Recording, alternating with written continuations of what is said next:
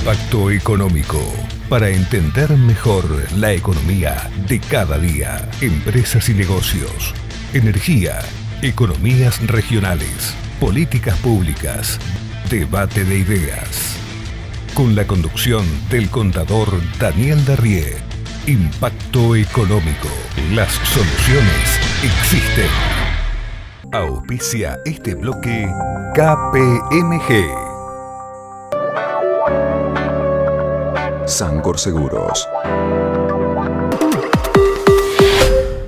Bienvenidos, gracias por estar. Primer tema, para ir entrando en calor, es del ámbito internacional y tiene que ver concretamente con la situación en Venezuela que se agrava día a día. Como es de público conocimiento, el chavismo tuvo que dar marcha atrás con su intento de golpe que consistió en la decisión del Tribunal Supremo de Justicia de atribuirse funciones que son propias de lo que allá en Venezuela es el Parlamento o el Congreso. Marcha atrás motivada por la presión internacional.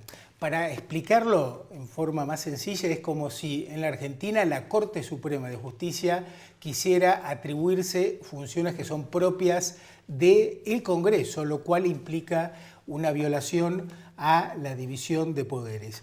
Fue un intento más en avanzar hacia un esquema totalitario. Quizás Maduro, que se presentó como quien resolvió esta situación, bueno, recibió consejos del pajarito, como ustedes recordarán. A esto hay que sumarle la represión en Venezuela a los disidentes, hay presos políticos. Ahora, el caso Venezuela nos ilustra y nos permite conocer mejor a los actores políticos en la Argentina por sus declaraciones y por sus silencios. El presidente Macri, desde que asumió, planteó una enérgica condena al régimen chavista, el socialismo del siglo XXI, condena que obviamente comparto plenamente. Por otro lado, la izquierda criolla, mutis por el foro. Si lo analizamos en lo que ocurre en nuestra región, el FIT, FASIMPAT, otras agrupaciones de izquierda, la Federación Universitaria del Comahue, algunas organizaciones de derechos humanos, nada han dicho con respecto a este intento de autogolpe y a lo que viene ocurriendo ya desde hace unos años en cuanto a afectación de las garantías individuales más elementales. El problema es que a estos grupos de izquierda les interesa la democracia para llegar al poder, pero no son demócratas. Ven a la democracia como una herramienta, pero tienen un proyecto autoritario o totalitario que implementarían si llegaran al poder. Con respecto al silencio de la expresidenta, bueno, no es de extrañar. Recordemos que el kirchnerismo, ella y su esposo, se pelearon con todo el mundo menos con Chávez, con Maduro, con Evo Morales, con Correa en Ecuador, es decir, regímenes autoritarios. Por eso no extraña ese silencio y, como se ha dicho, íbamos en la Argentina rumbo a Venezuela. La expresidenta tiene una afinidad ideológica con el populismo autoritario. Por eso digo, es interesante ver la reacción de los actores políticos y sociales frente a lo que ocurre en Venezuela. Y por otro lado está el tema estrictamente económico, el eterno fracaso del socialismo que en la historia no ha podido ser capaz de producir una docena de huevos en tiempo y forma. Un dato, hacia 1980 Venezuela tenía un PBI mayor al de Colombia. Hoy es exactamente al revés.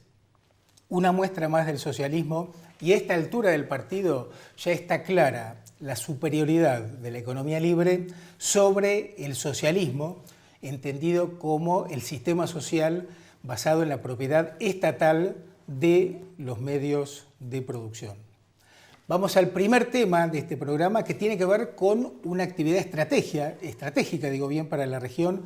Según informa el diario Río Negro, las exportaciones frutícolas registraron su nivel más bajo en 20 años. Para abordar el tema, invitamos al licenciado Marcelo Loyarte, es gerente general de CAFI. ¿Cómo estás, Marcelo? Bienvenido. Bien, muy bien. Gracias por la invitación al programa.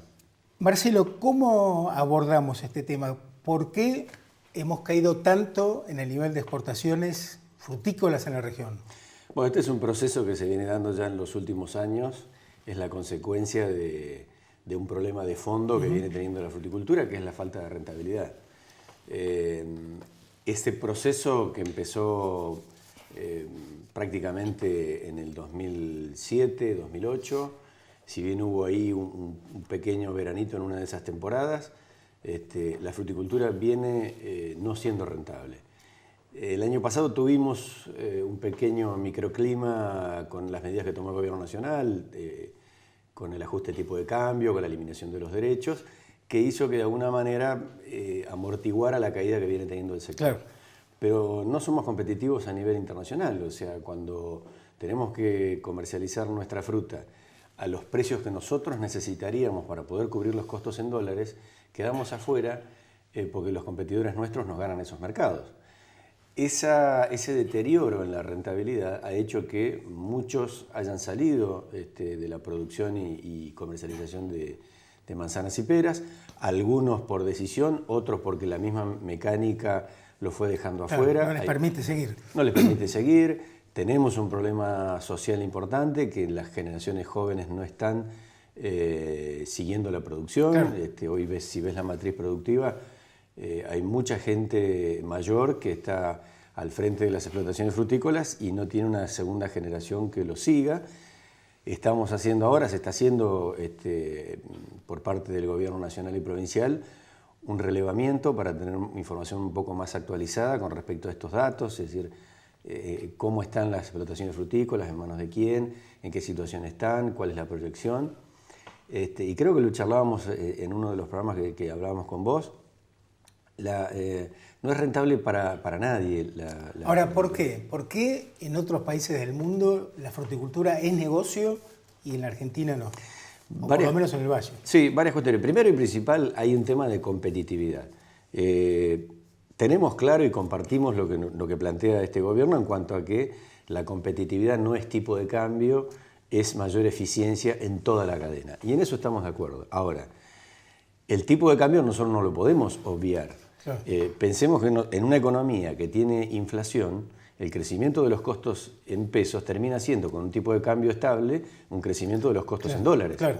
La fruticultura nuestra hoy enfrenta un tipo de cambio que es igual, y si tomás alguna semana en particular, más bajo que el de hace un año atrás. Sí. Y sin embargo los costos fueron creciendo a lo largo del último año. Por lo tanto, en dólares hemos tenido un crecimiento de aproximadamente del 25-28% de los costos, y sin embargo en el mercado internacional no se puede ir con la fruta y decir, bueno, hoy necesitamos venderla un poco más cara porque los costos nuestros crecieron. Claro, sí. Te dicen, mirá, le compro a otro que me la vende más barata. El importador toma la decisión de si le compra a Chile, le compra a Sudáfrica, y obviamente pueden venderlo mucho más barato. Estamos $4 más caros que nuestros competidores. En una caja que vale 12, 13, 14 dólares, es una diferencia realmente muy grande. Claro. Ahí tenés dos puntos, creo. Uno, que el financiamiento de la deuda del gasto público vía endeudamiento externo con mayor ingreso de dólares contribuye a que el dólar esté planchado, ¿no? Sí, que es lo que nos preocupa, porque si uno mira cuál es la proyección del tipo de cambio, en principio, si uno observa la sobreoferta de dólares, no pareciera que en el corto plazo pudiera ajustarse esa variable. Y también hemos escuchado por parte de los funcionarios nacionales que esta vez la mejora en la competitividad no se va a buscar por el tipo de cambio, sino por la mejora de la eficiencia. Y nosotros, insisto, adherimos a ese concepto. El problema es cómo llegás a poder tener la rentabilidad suficiente, recuperar el capital de trabajo y tener la capacidad de inversión como para incorporar más tecnología, mejorar el rendimiento por hectárea, mejorar el rendimiento de las plantas de empaque, que ahí es donde tenés la mejora de la competitividad y de la productividad. Ahora, parte de esa mejora en la competitividad pasaría por una reducción contundente en la presión tributaria, cosa que hasta ahora no ocurre. El gobierno habla del tema, reconoce el problema, pero faltan acciones concretas. ¿Cuál es tu Exactamente. En eso nosotros hemos sido muy claros y le hemos presentado al Gobierno Nacional un estudio que hemos hecho en la Cámara donde queda claro que el 25% del valor FOB es carga tributaria. Claro. Y estamos hablando de carga tributaria, es decir, costo tributario en realidad, es decir, son costos de impuestos provinciales, nacionales, algunas tasas municipales que no tienen ninguna contraprestación, por lo tanto es una carga. Sí, sí. Y es una barbaridad porque estamos hablando de un cuarto de lo que vale la exportación que va destinado a la presión fiscal. Claro. Y ahí estamos también en desventaja con respecto a Chile, Nueva Zelanda. Ni hablar, en las cargas patronales, digamos, dentro del sistema previsional, mientras Argentina paga el 32-33%, dependiendo de cuál sea el gremio, de contribuciones patronales, Chile paga el 3,5%. Claro, la diferencia. Otros países están pagando 0, 6%, y los competidores nuestros, que son Chile, Sudáfrica, Nueva Zelanda, están en esos valores. Tema complicado porque sabemos que la fruticultura es mano de obra intensiva, ¿no? Absolutamente. Hace poquitos días tuvimos una reunión con varias economías regionales del país, cereceros, arandaneros, citrícolas, la gente de Mendoza, y estamos todos en la misma situación, es decir, volvimos otra vez a no ser competitivos por una cuestión de la falta de rentabilidad como consecuencia de que los ingresos no acompañan a la evolución de los costos. Claro. Los costos nos están pasando por encima otra vez. ¿Cómo está el tema de la deuda con la AFIP? Bueno, es un tema que nos preocupa mucho y se lo estamos planteando a las autoridades nacionales. Para quien no esté en tema, ¿en qué consiste esa deuda? Claro, el sector, digamos, en la medida que... El sector, esto que venimos hablando de un proceso de falta de rentabilidad también impacta en una falta de financiamiento. La falta de financiamiento impide que se puedan asumir todos los compromisos, entre ellos los compromisos tributarios y previsionales.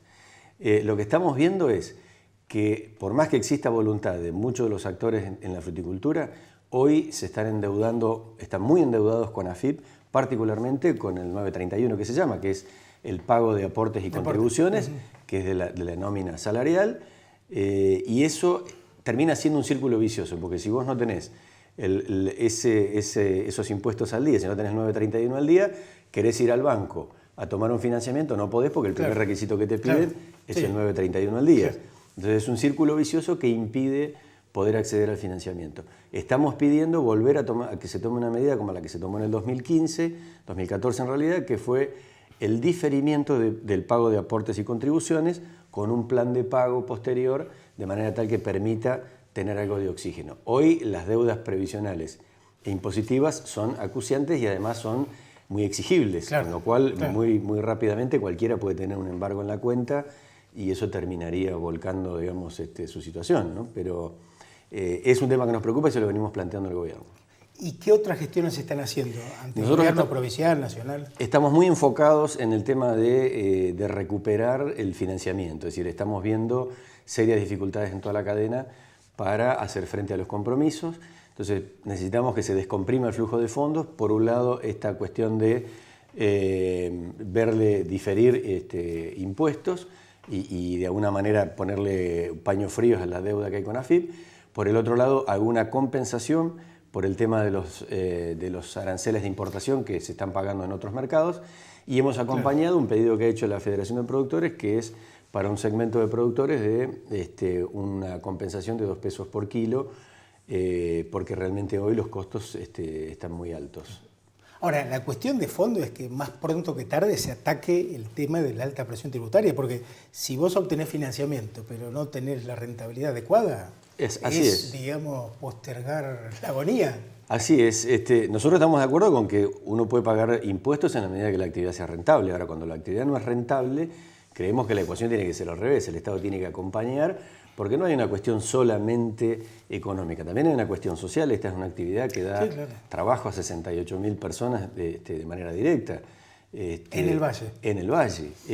Y es realmente muy importante. El otro día sumábamos todas estas actividades que yo te contaba recién.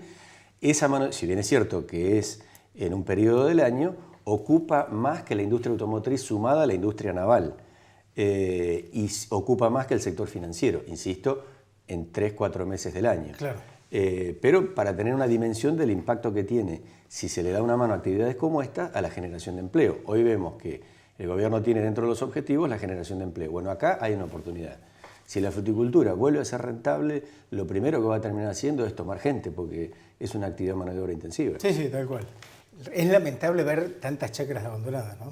Sí. Siendo que hay una demanda de alimentos, en otros países el precio de la tierra es muy alto por lo escaso y porque la fruticultura es negocio. Para terminar, Marcelo, ¿cómo vino la cosecha este año? Mira, hubo 12.000 hectáreas afectadas por heladas y 4.000 hectáreas afectadas por granizo. Esto que implicó menor volumen de producción y en algún caso algunos problemas de calidad en algunas zonas donde estuvieron estos fenómenos climáticos, que hizo que en las plantas de empaque hubiera que hacer un esfuerzo mayor en cuanto a la clasificación. Claro. Tenemos la obligación de asegurarle al importador la calidad que él compró, por lo tanto los rendimientos en las plantas de empaque fue inferior al de un año normal. Claro. Ahora, cuando nosotros vemos las caídas, siempre comparamos y decimos, bueno, hay un 20% menos de fruta empacada o un 20% menos de producción, pero ¿comparado con qué? Lo estamos comparando con el año pasado, que ya fue bajo. Claro, claro. Por eso estamos viendo una caída permanente. Con respecto a los años normales, estamos en un 40-45% por abajo de lo que debería ser en un año normal, ¿no? Y ahí es donde nos preocupa, porque ahí también hay inversión para hacer. Malla antigranizo, más defensa contra heladas. Hay tecnología en el sector, o en el mundo, digamos, para que el sector la pueda adoptar. Claro, pero de nuevo, rentabilidad. Necesitas rentabilidad y financiamiento para poder hacerlo. Hoy también hay que reconocer que si uno mira las herramientas que ha puesto en marcha el Gobierno Nacional, son muy interesantes y fundamentalmente muy interesantes para pymes. El tema es que para poder tomar esas herramientas tenés que estar en una situación de no endeudamiento, claro. Que hoy el sector lamentablemente no está en esa situación. Marcelo, gracias por tu tiempo y seguiremos de cerca el tema. Te agradezco mucho la invitación. Por favor, un gusto. Pausa, en el próximo bloque vamos a hablar de la situación de las estaciones de servicio en la región. Ya venimos. Auspicia este programa RSB.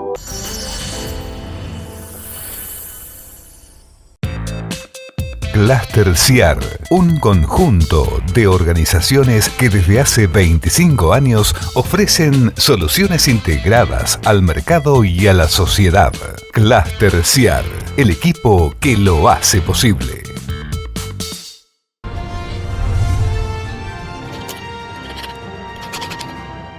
Grupo Sangor Seguros, en Juan B. Justo 275 de la ciudad de Neuquén.